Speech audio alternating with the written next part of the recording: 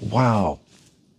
I don't understand it. I just don't understand it. Something that is so polarizing. I think this is the most complex first impression that I've actually had in all of the unboxing and first impressions that I've done. Ew, what the hell is that? Did you fall? Like, did a mechanic just give you a hug?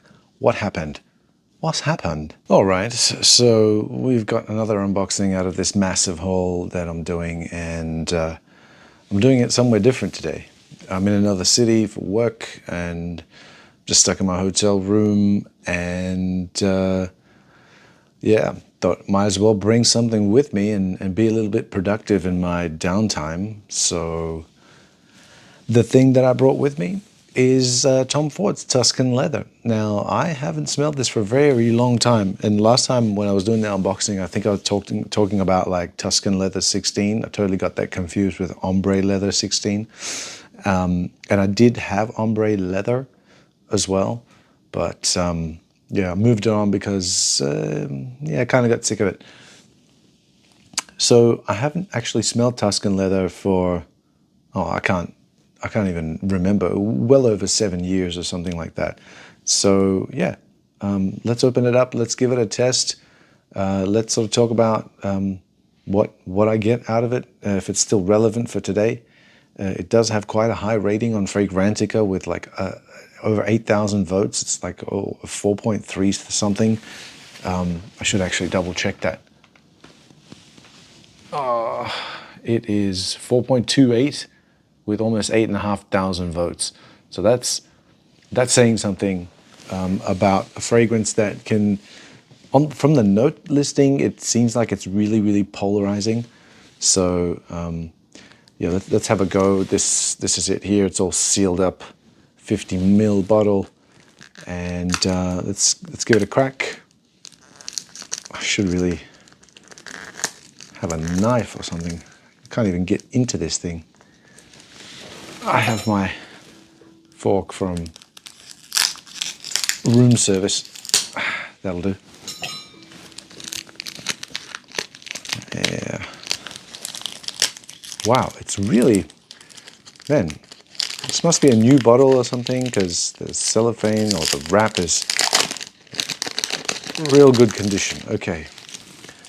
Just being careful not to actually drop it. There we go. Not usually a huge fan of Tom Ford's presentation. They could do better. Yeah, see, the cap doesn't even hold on to the bottle. Now that I said that, it's actually holding on to the bottle. So contrarian, Tom Ford. Okay. Ah, yeah. Okay, I remember this. It is very similar to Ombre Leather anyway. I'm just going to tear off a little sticky note because this might be beast mode-ish. Or actually, I might try it on like skin and a tester strip. Yep, smell the saffron. I'm sorry, the raspberry. The saffron kind of gives it the dryness. And then leather. Olibanum, it's like a smoky olibanum. Let's give it a try on skin. Lovely. Actually, the atomizer is pretty good. I like the distribution on the atomizer. It's pretty cool.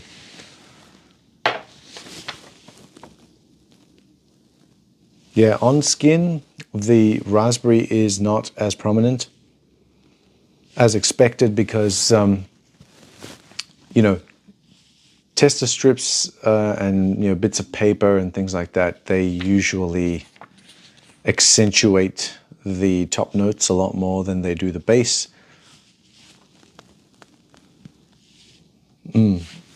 Awesome. Wow, it's almost like a greasy, gasoline-y kind of leather. And I want to say a la Dior's Fahrenheit, but that's different. That's like full gasoline. And I get very little leather out of Fahrenheit. I get more gasoline and floral gasoline with the violet in there as well. This has no violet. The only floral that's in here is saffron. And saffron doesn't really smell like a flower in fragrances. Yeah, it's like an oily rag that's been dipped in gasoline, and oh man, it's an oily leather rag that's been dipped in gasoline. I keep saying gasoline, but you know, petrol, where I come, that's called petrol fuel. Wow. I don't understand it. I just don't understand it. Something that is so polarizing. This is definitely polarizing. Like, this will get attention. I don't know of what kind, but it'll get attention, and it'll be polarizing. Some people will smell this and go, "Ew, what the hell is that? Did you fall? Like, did a mechanic just give you a hug? What happened? What's happened?" And some people will be like, "Man, that smells amazing. You smell totally different to every other person who's wearing a fragrance, and I can totally smell you because you're cutting through all the other fragrances." And as I do this, I'm getting wafts of it in the sillage. Now, the opening is sort of drying off, and the sillage, it gets a little bit, in the sillage, you get it a little bit more tempered, a little bit softer. If you notice that my face is going all different colors, I've got the TV here for extra light, but it's just, it's not staying at the one particular screen. So it's playing. If it's light, it's light. If it's not, it's not. And so, yeah, now I'm green. It's a condition, it's a skin condition I've got. So constantly change. It's called Michael Jackson. No. Anyway, yes, this is, yeah, definitely. Actually, it smells much nicer than ombre leather, I have to say. The raspberry in here. I'm getting raspberry in here.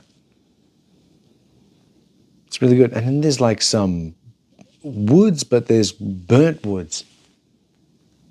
It's like charred. It's like a charred wood note. Like it's that.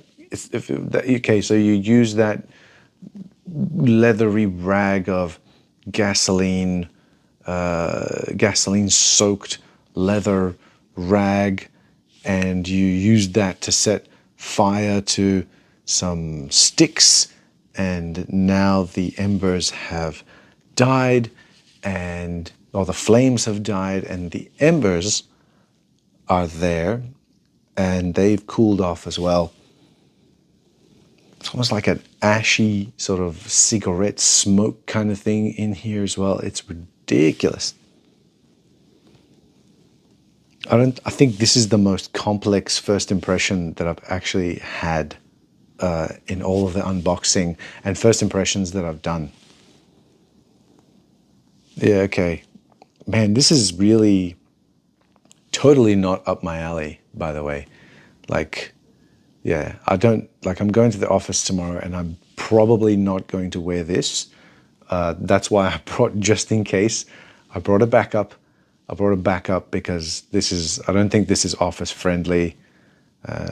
So I will be wearing something else. So I've got, what did I bring as a backup? I brought something, just a travel atomizer. This is Roja's Oud Perfume, Oud Parfum travel atomizer. So that'll do me. I think that's kind of safe. It's sort of like a drier version of Amber Oud, less sweet. I kind of like it. Not my favorite out of the three. It's my favorite is the Musk Oud, which is beautiful. Everything is done just to my taste.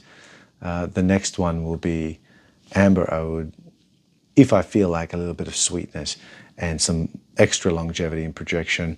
And then the last one is Oud in that list. But getting back to Tom Ford, I know I'm doing this really quick, but it's like cigar. It's like you put out the cigar, you come back, you had a mad night, right? I don't know what you did. You had your leather jacket on, you went to party, you came back, you were driving back home, and your car broke down, and you were trying to fill up oil, and I'm telling the story, and you were trying to fill up oil into your car because the oil is low light sensor came on, and so you keep some in the back of your car because your engine is thirsty and it burns oil. And as you were doing that, because you're drunk, you spilled some of it on yourself, on your leather jacket, and you were like, fuck this, I'm calling an Uber, and then it's going to take me to the casino and I'm going to gamble, and then I'm going to smoke a cigar in a cigar lounge, and I'm going to have some cognac with subtle fruity notes in the cognac. There is no cognac notes in here, but I'm talking about the subtle fruity elements within a really nicely aged cognac. And I'm smoking the cigar, and because I bought it at the cigar bar, it was really expensive, and I'm a tight ass, so what I did is I wait for it to go out, and then I put it in my jacket pocket, in my leather jacket pocket, and then I somehow make my way home, and when I wake up the next morning, I open my inside pocket of my leather jacket, and I smell my leather jacket, the oil I spilled on myself mixed with the ash that is now frozen ash from the cigar that I had smoked, and some of the and some of that cognac where the alcohol has dried off, and all I've got left is some of that sticky, fruity residue from the sweetness of the cognac that's in here. Ridiculous. That is a pretty good definition or an explanation of what Tuscan leather smells like to me. I hope that that's not a cliche or something that everybody says when they smell Tom Ford, because I've never watched a review of anyone reviewing Tom Ford's Tuscan leather. But that's what it smells like to me. Pretty good, isn't it? If you thought it was pretty good, let me know in the comments. I did want to live stream this. Unfortunately, the service in this area is terrible, and the Wi-Fi in this hotel is abysmal. So I'm recording it to upload it maybe tomorrow. And as always, this was the unboxing and first impression of Tom Ford's Tuscan leather. And as always, thanks for watching.